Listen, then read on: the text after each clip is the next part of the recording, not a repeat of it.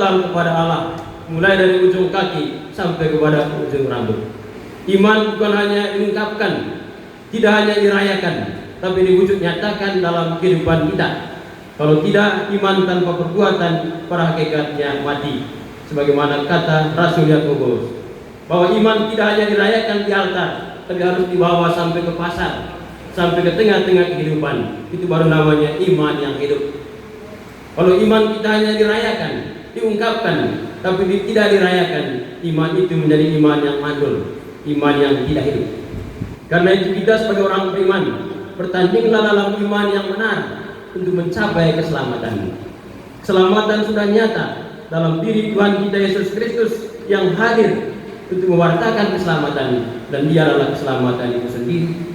Allah yang jauh transcendence ini menjadi Allah yang tekan atau imanan, sehingga kita sungguh-sungguh merasakan kasih Allah yang nyata. Bahwa kasih Allah itu nyata, bukan di awang-awang, tapi nyata kita rasakan di tengah dunia ini melalui penjelmaan Allah menjadi manusia dan sekarang tinggal di antara kita. Mari sebagai orang-orang berdosa, kita menyesali sungguh atas segala kekurangan dan dosa-dosa kita. Kita diam sejenak untuk merenungkan diri kita, merasakan bahwa kita ini rapuh, tak berdaya. Tidak ada orang yang sempurna. Karena itu mari kita menyadari sungguh atas dosa-dosa kita, dan nanti kita akan menjawab, kasihanilah kami ya Allah. Kita cukup jawab nanti, kasihanilah kami ya Allah. Ya Allah, kasihanilah kami menurut besarnya kerahiman-Mu. Bersihkanlah kami dari segala kesalahan, dan sucikanlah kami dari dosa-dosa kami. Kasihanilah kami ya Allah.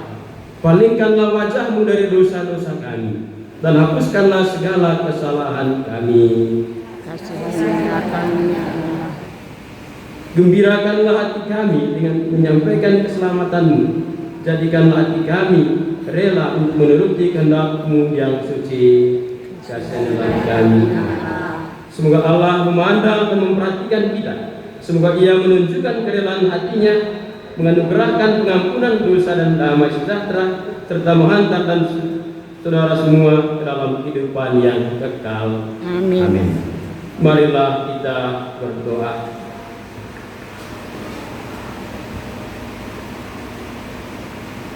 Ya Allah yang Maha Baik, Engkau memanggil kami untuk menjadi orang beriman, supaya kami beroleh keselamatan yang Engkau janjikan kepada kami. Bantulah kami dalam menghayati iman kami kepadamu, agar segala pikiran, perkataan dan perbuatan kami selalu terarah pada kehendak-Mu.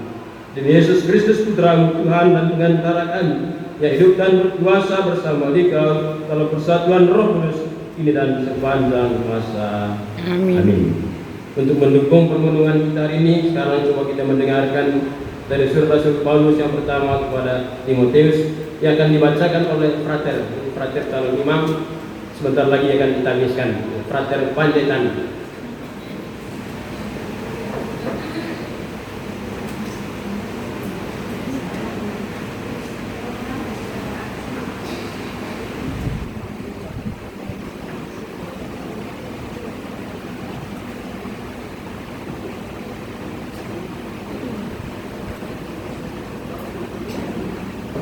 Tetapi engkau, hai manusia Allah, jauhilah semuanya itu.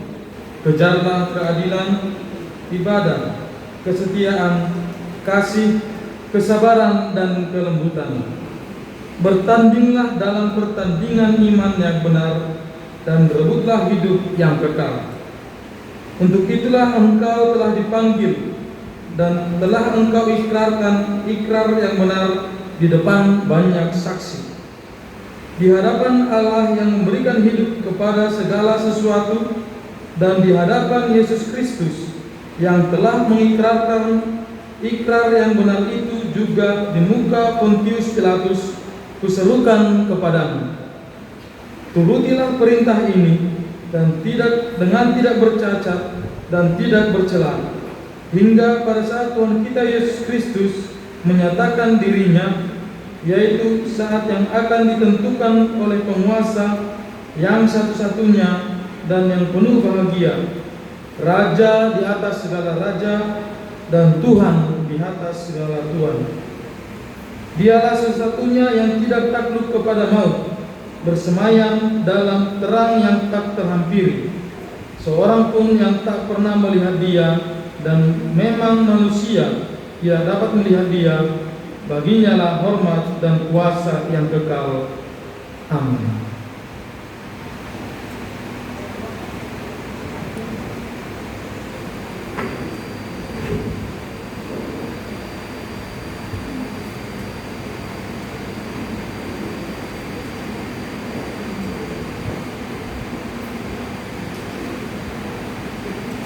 Baik, tadi sudah dibacakan dari surat Rasul Paulus yang pertama kepada Timotius. Sekarang kita mendengarkan bacaan Injil. Karena di sini juga ada motivasi. Hiduplah seolah-olah Tuhan datang pada hari ini. Maka kita perlu mendengar juga dari Matius bab 25 tentang gadis-gadis yang bijaksana dan gadis-gadis yang bodoh. Ya, Matius bab 25. Pada waktu itu hal kerajaan surga seumpama 10 gadis yang mengambil pelitanya dan pergi menyongsong mempelai laki-laki. 5 diantaranya bodoh dan 5 bijaksana. Gadis yang bodoh itu membawa pelitanya, tetapi tidak membawa minyak. Sedangkan gadis-gadis yang bijaksana itu membawa pelitanya dan juga minyak dalam uli-uli mereka. Tapi karena mempelai itu lama tidak datang-datang juga, mengantuklah mereka semua lalu tertidur. Waktu tengah malam terdengarlah suara orang berseru, "Mempelai datang, songsonglah dia." Gadis-gadis itu pun bangun semuanya lalu membereskan pelita mereka. Gadis-gadis yang bodoh berkata kepada gadis-gadis yang bijaksana, "Berikanlah kami sedikit dari minyakmu itu, sebab pelita kami hampir padam." Tapi jawab gadis-gadis yang bijaksana itu, "Tidak, nanti tidak cukup untuk kami dan untuk kamu. Lebih baik kamu pergi kepada penjual minyak dan beli di situ." Akan tetapi waktu mereka sedang pergi untuk membelinya, datanglah mempelai itu, dan mereka yang telah siap sedia masuk bersama-sama dengan dia ke dalam ruang perjamuan kawin, lalu pintu ditutup. Kemudian datang juga gadis-gadis yang lain itu dan berkata, "Tuan, Tuan, bukakanlah kami pintu." Tapi ia menjawab, "Aku berkata kepadamu, sesungguhnya aku tidak mengenal kamu." Karena itu berjaga-jagalah, sebab kamu tidak tahu akan hari maupun akan saatnya. Sekali lagi selamat siang. Belum siang, masih pagi menjelang siang. Ya, saya sebagaimana diperkenalkan tadi, Pastor Marcelinus Bedin dari kongregasi CMF, berasal dari Flores NTT, Manggarai Flores NTT, dan baru umur saya masih muda, baru menuju 47 tahun. Ya, kebetulan hari ulang tahun saya 24 Februari. Ya, 24 Februari. Ya, 1978. Gitu. Saya bertugas di sini 3 tahun 7 bulan di sini. Sebelumnya saya tugas di tempat-tempat lain, di Timor Leste, di Kupang, di Flores, dan baru di sini. Sekali lagi saya senang sekali bisa berjumpa dengan Bapak Ibu, saudara-saudari, ya, dengan wajah ceria. Saya melihat wajah-wajah ini wajah yang penuh pengharapan, wajah yang penuh iman, dengan selalu senyum. Kita memang harus selalu senyum. Yang penting jangan suka senyum sendiri, ini yang tidak boleh. Harus selalu senyum kemanapun kita pergi, harus selalu senyum. Senyum juga merupakan tanda bahwa kita orang beriman. Senyum bahwa kita memiliki cinta dan pengharapan. Tapi kalau kita tidak pernah senyum, orang bertanya, apakah ini orang beriman? Bagaimana kita bisa bertanding secara baik kalau senyum saja sulit? Kalau menyapa saja sulit. Saya tadi ketika datang di sini, saya disapa dengan baik oleh Bapak Terigan. Ya. Bapak Terigan ini mengenal saya waktu saya membawa narasi Natal dalam perayaan Natal keluarga besar Brimob di Mangkobrimob. Ya, waktu itu Bapak langsung minta saya, kalau bisa Pastor, nanti kami minta untuk bawa ibadat lah, ibadat ekumene di tempat saya. Ya. Setelah itu saya lupa tiba-tiba berapa hari lalu Bapak datang mengunjungi saya. Saya sangat senang. Ya, saya melihat Bapak ini luar biasa menghimpunkan kita di sini. Ya. Kenapa Bapak ini digerakkan oleh Roh? Ya, kenapa dia begitu baik menghimpun kita? Karena dia memiliki iman, dia seorang beriman. Dan tidak semua orang memiliki iman sebesar seperti Bapak ini. Saya anggap dia adalah seorang perwira. Seperti dalam Injil ada perwira yang memiliki iman yang luar biasa. Ya, saya anggap Bapak ini adalah seorang perwira yang memiliki iman yang luar biasa. Sehingga Yesus memuji orang itu, perwira itu. Ya, saya pun memuji Bapak ini, Bapak Trigan yang memiliki iman yang luar biasa. Ya, tepuk tangan dulu.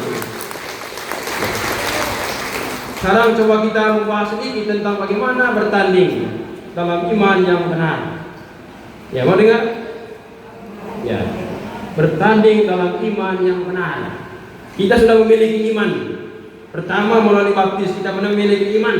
Tapi apakah iman kita sudah benar? Apakah iman kita sudah baik? Apakah iman kita sudah bertumbuh dan berkembang dengan baik? Maka perlu kita kaji sedikit apa maksudnya. Ya, bertanding dalam iman yang benar. Maksud dari kata-kata ini pertama adalah memperjuangkan iman kita kepada Allah dengan setia dan taat kepada firman Tuhan. Ya, firman Tuhan adalah firman kehidupan yang memberi kita kekuatan, yang memberi kita vitamin iman.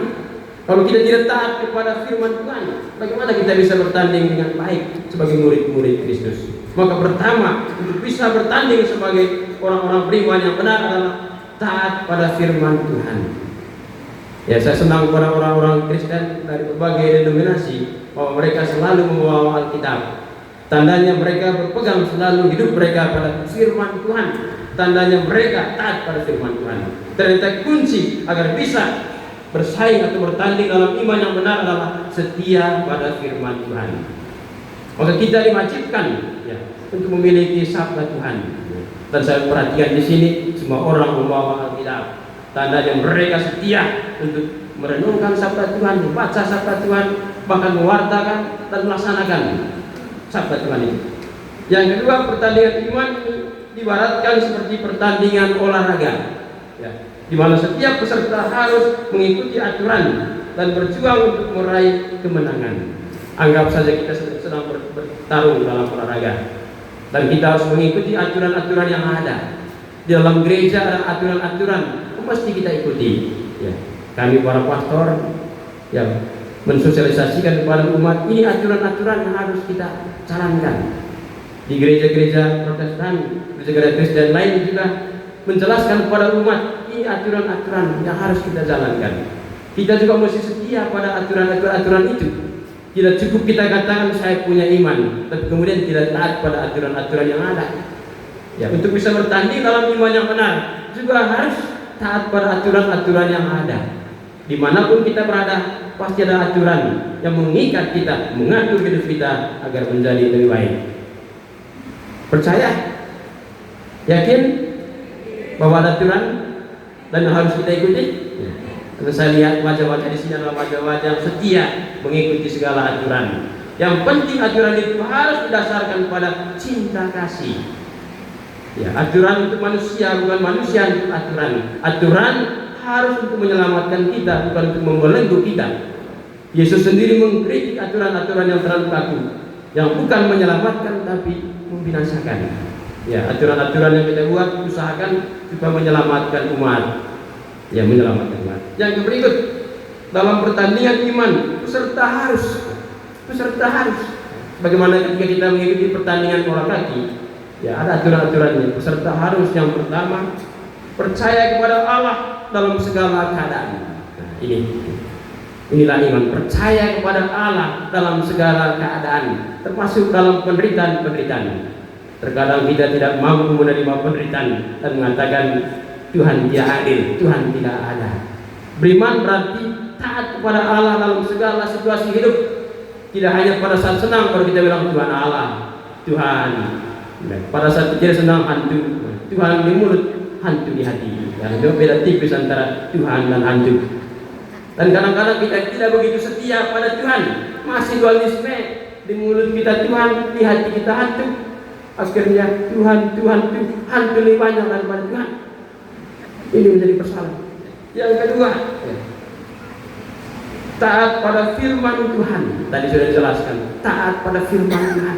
Firman Tuhan adalah firman kehidupan yang memberi inspirasi untuk kehidupan kita agar hidup kita menjadi lebih baik. Ya, be the best, ya, menjadi lebih baik.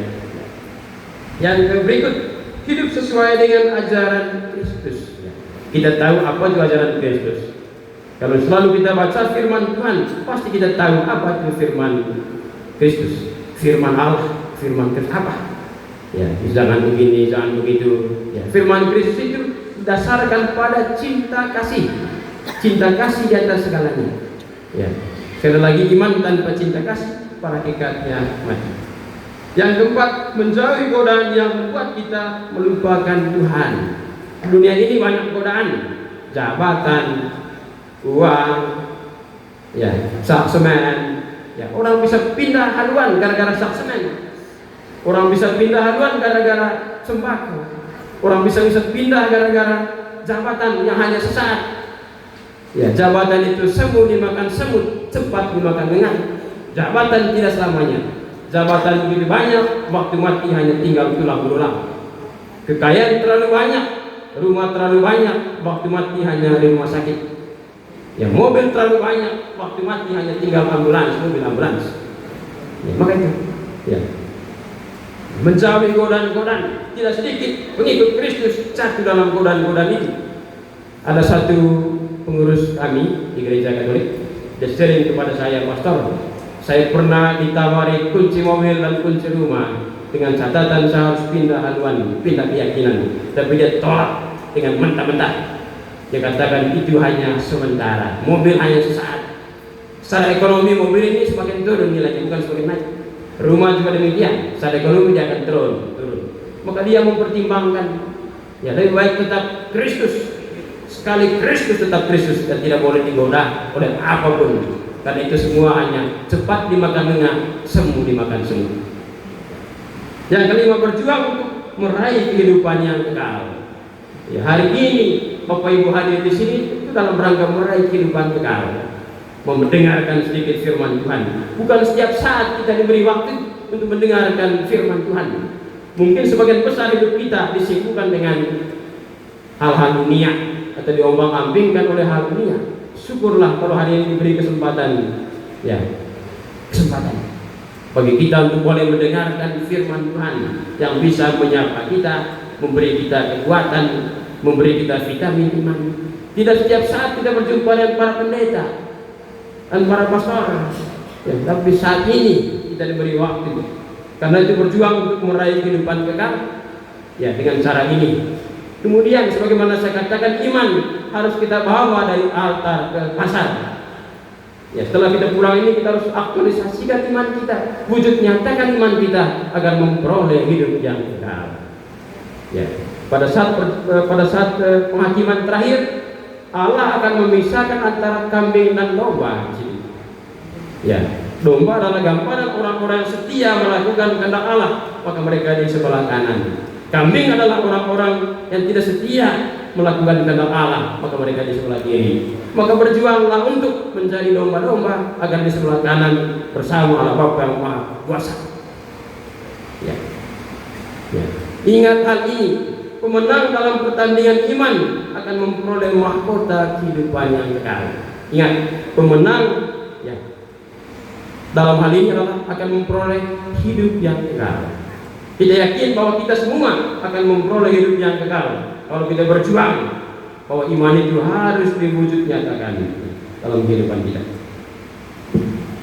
Kita hendaknya bertekun dalam iman yang benar juga. Untuk mendukung ini kita harus bertekun dalam iman yang benar. Ya, itu kita bisa lihat dalam Matius bab 15 ayat 21 sampai 28, perempuan Kanaan yang percaya. Ya, perempuan Kanaan yang percaya minta supaya anaknya disembuhkan, tapi Yesus macam tidak peduli. Ya, Yesus macam tidak peduli. Inilah ujian iman. Namun dalam situasi ini perempuan Kanaan itu tetap setia. Kadang-kadang doa kita, ya, belum langsung dijawab oleh Tuhan. Inilah ujian. Kita pikir Tuhan ini seperti otomatisme, seperti remote control, satu kali tekan langsung jadi. Tidak. Tuhan punya kebijaksanaan-Nya sendiri yang meminta kita untuk sabar dalam menantikan kedatangan Tuhan. Ingat, manusia bukan hanya saya, tapi manusia di dunia yang masih hidup adalah 8 miliar lebih. Kita perlu dengan sabar menantikan kedatangan Tuhan di sini. Maka kita belajar dari perempuan Kanaan yang percaya, walaupun seolah-olah tidak mau mendengar, tetap pergi. Maka dia mendapat pujian. Sungguh luar biasa iman. Bapak Ibu, kalau bertahan dalam tantangan akan mendapat pujian dari Yesus. Ini baru murid-murid itu, mereka tetap tabah. Tidak jarang kita diuji oleh Tuhan dalam iman kita, diuji. Apakah kita setia atau tidak? Saya sebagai imam sering Tuhan diuji. Ya, jangan pikir imam ini berarti yang paling hebat, paling berdosa. Saya rasa paling berdosa. Ya, diuji juga. Ya, saya diuji. Saya menjadi imam ini baru mau 15 tahun. Baru mau 15 tahun. Tapi selama 15 tahun menjadi imam, banyak tantangan. Kadang-kadang saya mau mundur, tapi Tuhan menuntun saya akan maju terus. Sekali maju harus tetap maju. Sekali berlabuh di pelabuhan Yesus, selama-lamanya harus berlabuh di pelabuhan Yesus. Jangan hari ini, besok itu, lusa itu. Ya. Ekumenisme ini tujuannya apa? Bersatu sebagai murid-murid Kristus. Bukan sebagai orang Katolik menjadi Protestan, bukan sebagai Protestan menjadi Katolik. Bukan. Kita bersatu sebagai murid-murid Kristus. Dan Gereja Katolik menggagaskan hal ini oleh Paus Yohanes Paulus II sampai Paus sekarang, sebagai gerakan ekumenisme sebagai murid-murid Kristus, ya, harus terus dijalankan. Ya, bahkan pemimpin gereja-gereja di Indonesia, ada PGI, ada KWI, selalu bersama untuk menentukan apa tema Natal Nasional misalnya. Selalu duduk bersama, menunjukkan bahwa kita satu sebagai murid-murid Kristus. Ya. Sekarang kita bahas tentang apa subtema. Apa subtema? Ya, gunakanlah waktu dengan bijaksana. Gunakan waktu dengan bijaksana. Karena waktu hanya satu kali, bukan 2 kali. Ya, hidup hanya satu kali. Gunakan waktu satu kali itu untuk kemuliaan nama Tuhan, untuk melakukan kehendak Allah, bukan hanya melakukan kehendak kita.